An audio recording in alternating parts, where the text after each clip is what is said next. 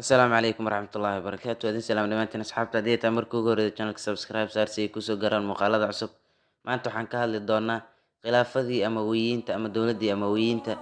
Waa dowladdii ugu horreysay ee boqortooyo ah ee Islaamku yeesho kadib khulafadii Nebiga sallallahu calayhi wasallam ee afarta ahaa. Dowladdan ma ahan dowlad looga sheekeyn karo hal fiideo, laba fiideo, saddex fiideo ilaa 10 20 fiideo. Yacni waxay ahayd dowlad aad u weyn. Waa dowladdii Islaamka gaarsiiday meelo badan oo dunida ka mid ah. Afrika keentay, Maghrib Alcarabi, galbeedka Carabta, Morocco, Tunisia, Algeria, Liibiya, waddamadaas dhan. Dhanka kalena geeyday Aasiyada bari ee fog, waddamada istaanada ah, Turkmenistan, Kazakhstan, Afghanistan, Pakistan, ilaa Hindiya Islaamka geeyday. Yurubna geeyday ilaa Faransiiska, Boortaqiiska, Jarmalka, ilaa Faransiiska lagu soo jabshay. Waxay ahayd marka dowlad aad u weyn. Laakiin waxaan isku dayaynaa fiideogan inaan ku soo koobno intii aan awoodno, gaar ahaan khulafadii ay soo martay, khaliifyadii ama madaxdii ama boqoradii soo martay dowladdaas iyo waqtiyadoodii wixii ugu weynaa ee dhacay inaan soo koobno, aad iyo aad u soo koobno. Khulafada Amawiyiintu waxay ahaayeen horta 14. Macnaha waxaa soo maray 14 boqor ama 14 khaliif ayaa soo maray dowladdii Amawiyiinta. Dowladdan waxay jirtay 91 sano, 90 sano, laga bilaabo 40kii Hijriga ilaa 132 Hijriga. Dowladdan Amawiyiinta khaliifkii ugu horreeyay ee yeelato wuxuu ahaa saxaabigii weynaay Mucaawiyah ibn Abi Sufyaan ibn Harb oo ahaa Umawi, yacni reer Bani Umayya. Khaliifyadii soo maray ama madaxdii soo martay dowladdaasna dhammaantood waxay ahaayeen reer Bani Umayya. Ayaga dhan laba faamilo bay ahaayeen, Mucaawiya oo Abi Sufyaan faamilkiisa iyo Marwan ibn al-Hakam faamilkiisa. Marka khaliifkii ugu horreeyay wuxuu ahaa Mucaawiya ibn Abi Sufyaan radiyallahu anhu. Wuxuu ahaa saxaabi weyn. Mucaawiya wuxuu ka mid ahaa xilligii Nebiga dadkii qori jiray waxyiga. Wuxuu ahaa yacni saxaabi weyn. Wuxuu qabsaday 40kii Hijriga markii uu geeriyooday Cali. Xasan ibn Calina uu uga tanaasulay khilaafada ayuu qabsaday. Wuxuuna hayay ilaa 60kii Hijriga, muddo 20 sano ah. Wuxuu geeriyooday 60kii Hijriga. Kadibna waxaa ka dhaxlay wiilkiisii Yasiid ibn Mucaawiya. Yasiid isaga wuxuu hayay 4 sano, markii uu qabsanayna wuxuu ahaa 34 jir. xilligiisii Yasiid waxaa la dilay saxaabigii weynaa nebiga ahlu beytkiisa ka mid ahaa ee Cali u dhalay, Xuseyn ibn Cali radiyallahu anhu. 4 sano uu hayay Yasiid, 4 sano kadibna waa geeriyooday. sanadkii ugu dambeeyay uu hayana waxaa dhacay waxa loo yaqaan taariikhda waqcatul Harra oo ah in reer Madiina la weeraray. markii ay kacdoon sameeyeen oona weeraray nin la yiraahdo Muslim ibn Uqbat al-Murri oo uu soo diray Yasiid ibn Mucaawiya. Yasiid wuxuu geeriyooday 64 Hijriga, wuxuuna hayay 4 sano oo kaliya. Markii uu geeriyooday boqortooyada waxaa qabsaday ama khilaafada waxaa qabsaday wiilkiisii Mucaawiya ibn Yasiid ibn Mucaawiya. Wuxuu ahaa nin dhalinyaro ah oo iska saalixa, isagana markiiba waa jirnaa 20 jir uu ahaa markuu qabsanayay. wuxuu rabay uu ka tanaasulay khilaafada, yacni wuxuu yiri muslimiinta qofka doontiin u dhiibta bil mase 3 bil kadibna waa geeriyooday. Isaga dhanba 40 beri mase 3 bilood kadib uu geeriyooday. Markii uu geeriyooday khilaafadii Amawiyiinta waxay gashay dacfi ama tabardaro kadib markii xukunka la isku qabsaday. Cabdullah ibn Subayr uu khaliif noqday oo khaliif sheegtay. dad inta ugu badan dadku ay kula mubaayacoodeen ama kula heshiiyeen inuu khaliif ka noqdo.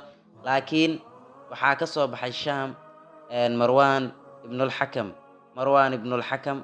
isaga ayaa noqday khaliifkii afaraad ee dowladdii Amawiyiinta.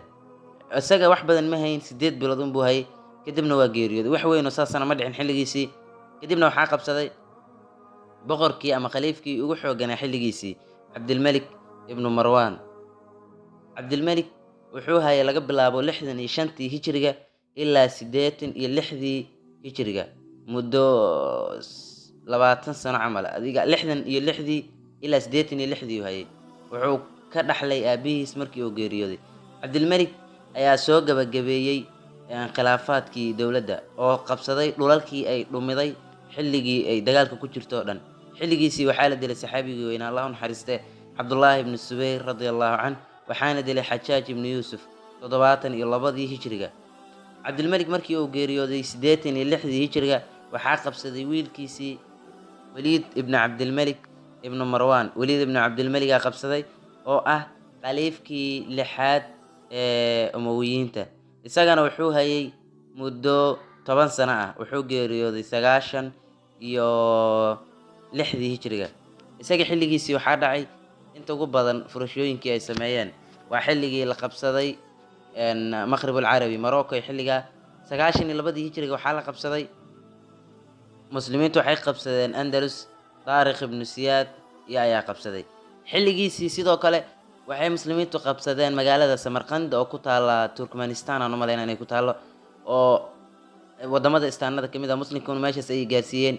sidoo kale xilligiisii muslimiintu waxay qabsadeen Hindiya, Pakistan iyo Afghanistan. wuxuu geeriyooday isaguna 96 hijriga. xilligiisii waxaa geeriyooday Xajaaj ibnu Yuusuf 94 hijriga markii uu dilay kadib taabicigii weynaa Saciid ibnu Jubayr. markii uu isaga geeriyooday waxaa qabsaday walaalkiis lagu magacaabo Sulaymaan ibnu Cabdilmalik. Sulaymaan wuxuu ahaa dadkii ugu khiyaarsanaa ugu fiicnaa khulafadii amawiyiinta. isagu waqti badan ma hayn, 90 iyo wuxuu dhintay 9kii 3 sano kadib. laakiin wuxuu uga tegay markii uu geeriyooday boqortooyada oo uu khaliif ka dhigay gadaashiisa Cumar ibn Cabdilcasiis. cumar ibn Cabdilcasiis oo ahaa khaliifkii ugu cadaaladda badnaa amawiyiinta. yacni waa khaliifka shanaad ee la yiraahdo ugu cadaalad badnaa markii laga soo tago 4 khulafada ah. 2 sano hayay. labadiisii sano waxay ahayd 2 sano oo barwaaqo iyo cadaalad ah. labadii sano ay ugu fiicneed ee soo martay amawiyiinta. wuxuu geeriyooday 101 hijriga. markii uu geeriyooday kadibna waxaa qabsaday Yasiid ibn Cabdilmalik. ilmihii Cabdilmalik ay dib ugu laabatay. Yasiid isagu 4 sano hayay. wuxuu geeriyooday 105 hijriga. waxaa qabsaday kadib Hishaam ibn Cabdilmalik ibn Marwaan. Hishaam waxay gaartay xilligiisii dowladii amawiyiintu balaaradkii ugu weynaa ay gaarto abid, halkii ugu fogeed ay gaarto oo aysan gaarin dowlad islaam iyada kadib. markii intaa gaartay wuxuu geeriyooday isaguna 125 hijriga. 20 sano kadib khilaafadiisa ayuu geeriyooday. kadib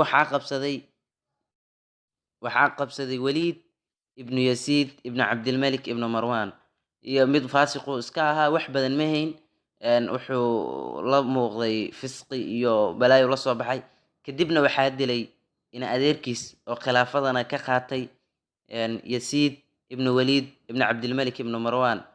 markii uu geeriyooday kadib waxaa qabsaday oo la dilay midkan Yasiid ibnu Waliid.